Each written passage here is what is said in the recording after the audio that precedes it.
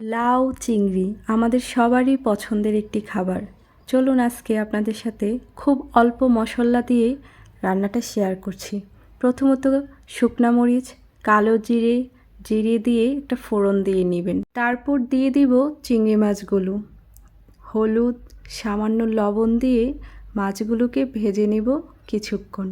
হালকা ভাজি হয়ে গেলে কেটে রাখা লাউগুলো এখানে দিয়ে দিব। লাউগুলো দেওয়া হলে একটু নেড়ে চেড়ে মিশিয়ে নিব। তারপর একটা ঢাকনা দিয়ে কিছুক্ষণ ঢেকে দিব। ঢাকনা উঠিয়ে সামান্য কিছু লবণ দিব পরিমাণ মতো, দিয়ে নেড়ে চেড়ে আবারও একটু ভালোভাবে ঢাকনা দিয়ে দিব।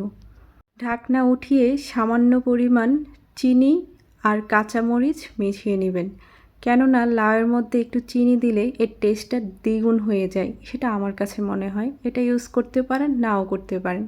তারপর দিয়ে দিবেন কাঁচামরিচ, আর লাউটা একটু ঠান্ডা ঠান্ডা হলেই ভালো হয়, লাউ ঝাল হলে কখনোই ভালো হয় না।